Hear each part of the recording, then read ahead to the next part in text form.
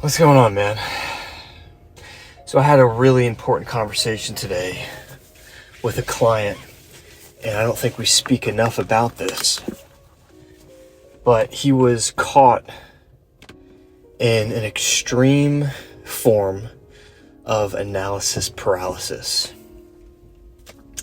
And as men, we need to learn how to make decisions, how to be decisive. It's an aspect of leadership.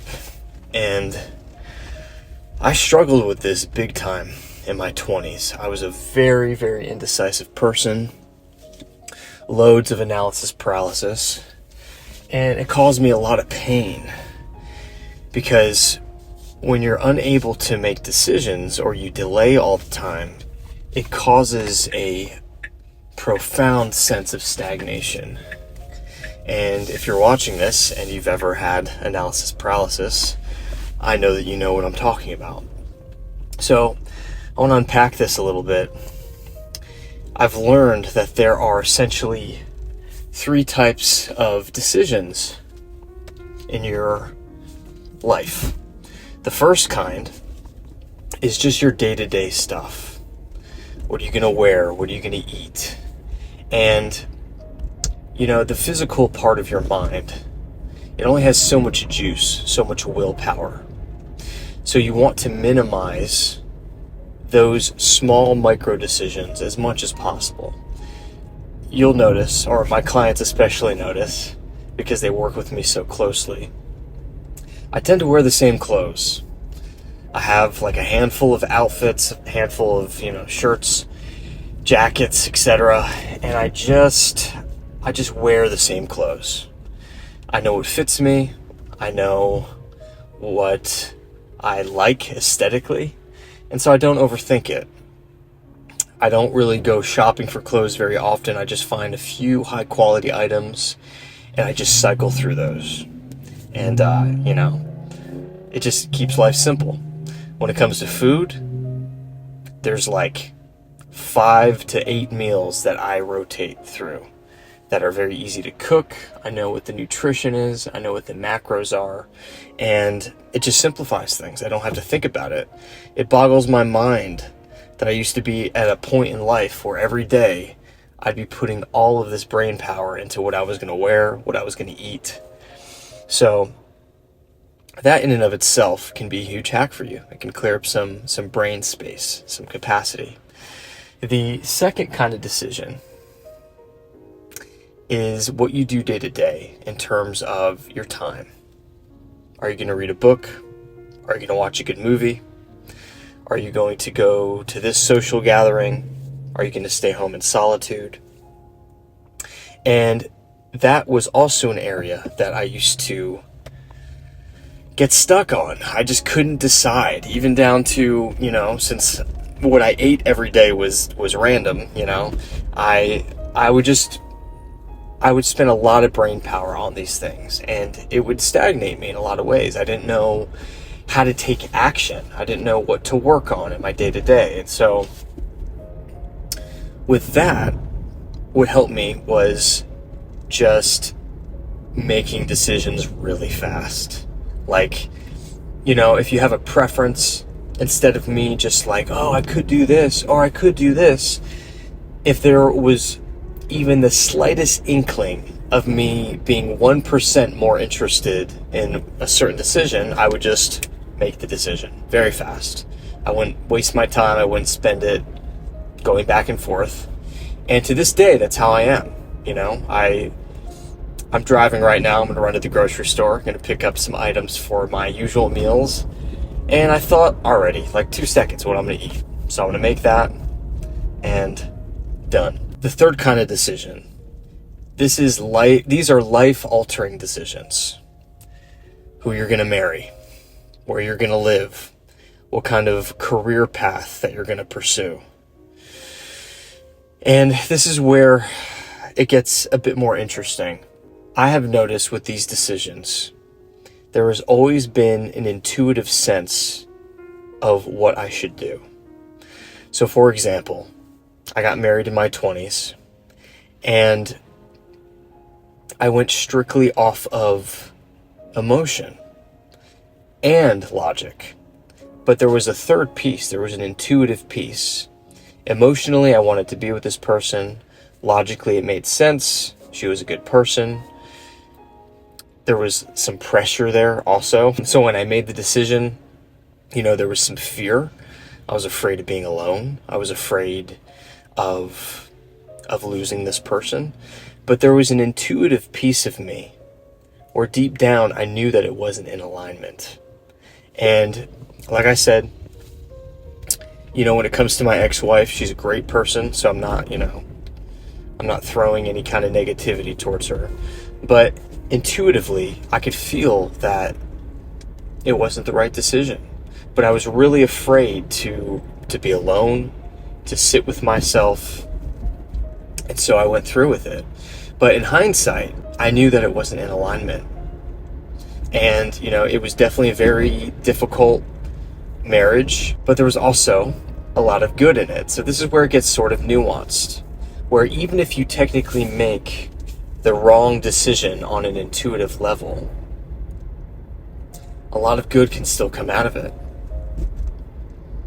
So even that, there's no need to be afraid and live your life in fear.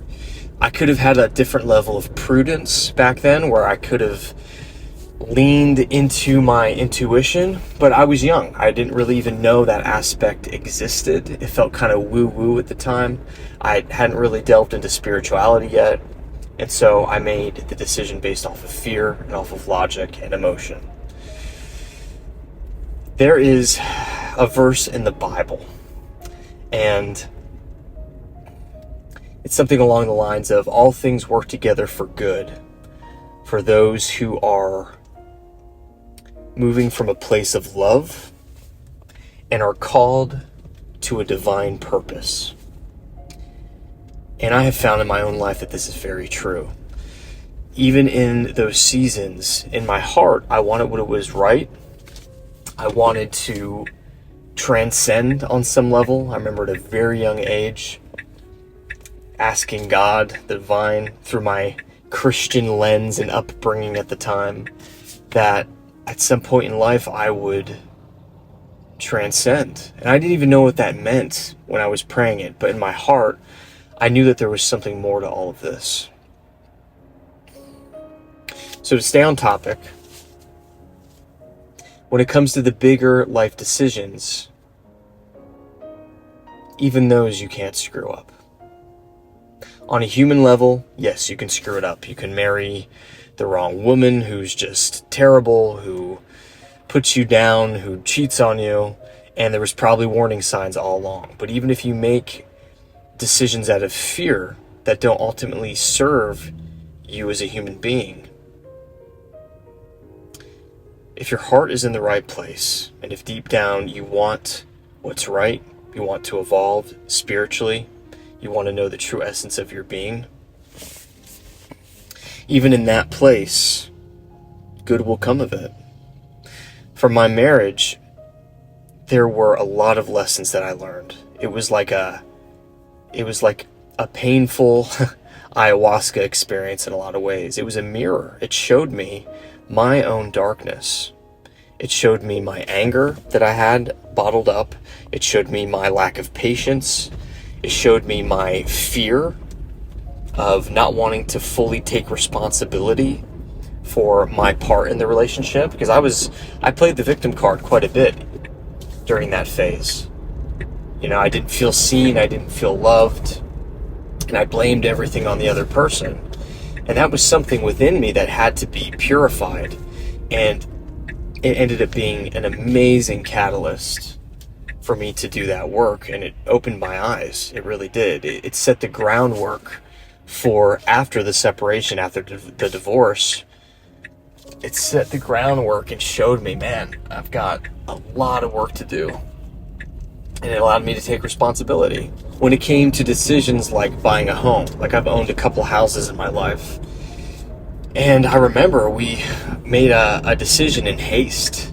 And the house had all kinds of issues. Like, we didn't do a proper inspection. We didn't, do the things that we needed to do to make sure that, it would fit for our family at the time. And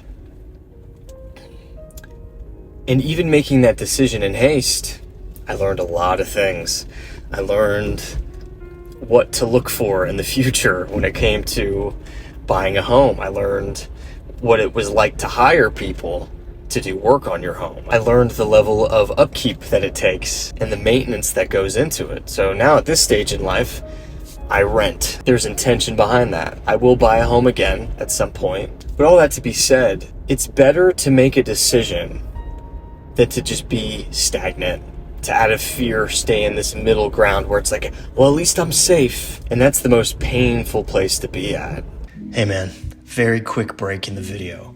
If ever you are considering joining the Conscious Men community, now would be the time to do it. Price just went from $129 a month to $79 a month, and this is very temporary. Once you're in the community, it's locked in. Every week there are 2 group calls, so you will have plenty of opportunities to have a one-on-one conversation with me. Any topics, any questions, and right now the community is small enough to where every call you're pretty much guaranteed to be able to talk to me. When we're on these calls, I'm just there to serve. I'm there to help the guys that are in the community. There's also over 100 hours of previously recorded Zoom calls that you'll immediately get access to. And there's also a couple of courses in the community. Depending on what you're interested in and what your goals are, there is a body transformation course. It's everything that I've learned in the last 15 years of lifting, health, nutrition. I've basically done all the self-experimentation so you don't have to. It really is the only fitness course that you will ever need. There's also a mini course in there on how I create my videos. If ever you've watched my YouTube channel and you've wondered how I get that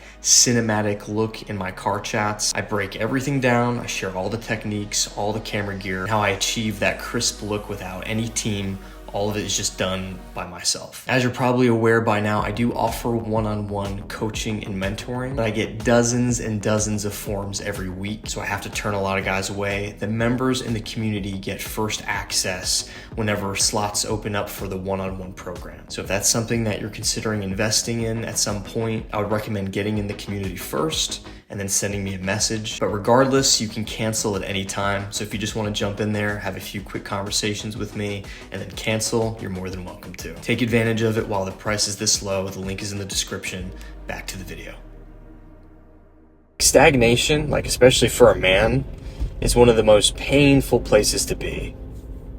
You want to feel like you're growing. And if you're in a season right now where you have to make a big decision, maybe you're in a relationship and you're questioning it, make the decision. Either go all in the relationship and do the best you can to make it work. Maybe get out of your own ego for a time. Maybe instead of pointing the finger at them, look at yourself. Be like, okay, I can improve in these areas. I'm going to serve this other person from a place of love for the next few months, give my all. And if at that point there's no reciprocation and the relationship still feels off, then I'll end it. Or maybe you already know. You know the relationship isn't good. You know that it's toxic. You know that it's not bringing out good things within you. And it's causing you to mistreat the person. Then cut ties. Let it go. Have the courage to be alone for a season. So one of the amazing things about spiritual work, when you start to delve into meditation, when you start to journal, if you end up doing some plant medicine ceremonies, whatever it might be, what it's doing is it's cultivating the ability to be hyper aware, just like you would when you're meditating. You end up being in this meditative state and being hyper aware of every decision you make, how it affects you, how it affects the people around you. And it gets easier and easier to intuitively sense what the right decision is for you. And when I say the right decision, I mean the right decision for your human, you as a human being. But part of becoming a good decision maker and moving from a place of wisdom is not being afraid to make poor decisions for a time. And not to the point where you're blowing up your life. Like, you know, if you're just like doing cocaine and meth and like doing really destructive things that are harmful to you, there's no decision to be made. You're just You haven't cultivated that place of self-love yet. You haven't learned how to view yourself the way you would your own son or daughter, and take a moment and be like, hey, this isn't loving, this is harmful. But I'm talking about actual decisions, who you allow into your life, the relationships that you explore, career paths, where you're going to live, things like that. You become hyper aware. Am I making this decision out of fear? Or am I making a decision out of a more loving and conscious place? And this takes time. But nothing is worse than analysis paralysis. If you're in a state of analysis paralysis, I would encourage you to do something. Do anything. Just don't stay there. Because at least if you make seemingly on paper the wrong decision, you're going to learn, you're going to gain insight. And that, in my opinion, is 100 times better than staying stagnant from a place of safety and from a place of fear. If I could go back and talk to my younger self, this is what I would tell him. I would say, hey man, have some courage, have the balls to just make a decision and own it. Sometimes there isn't a right decision. Sometimes it's a matter of just moving forward, taking steps, and then trusting that clarity will come from the momentum itself. There are all kinds of self-improvement tactics of, going down all the pros and cons. It's like, wear the hat of this kind of character now.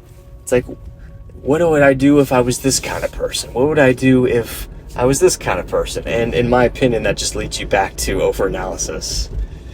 So, use the mind as a tool, quickly assess the pros and cons, but don't get fixated on it. And have a little faith. Have trust in yourself.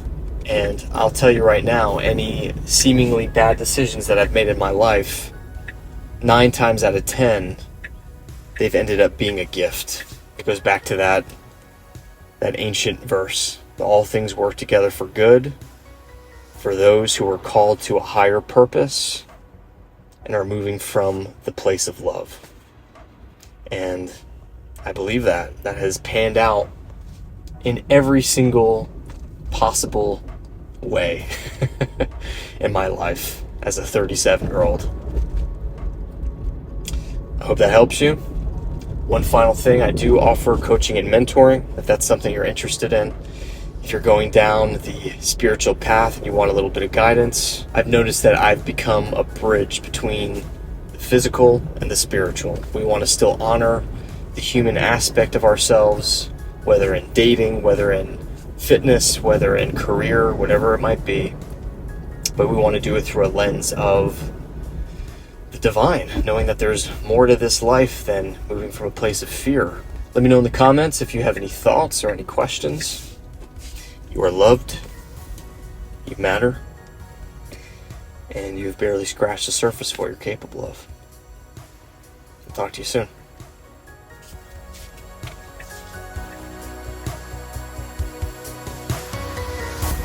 Chasing a mirage of paradise,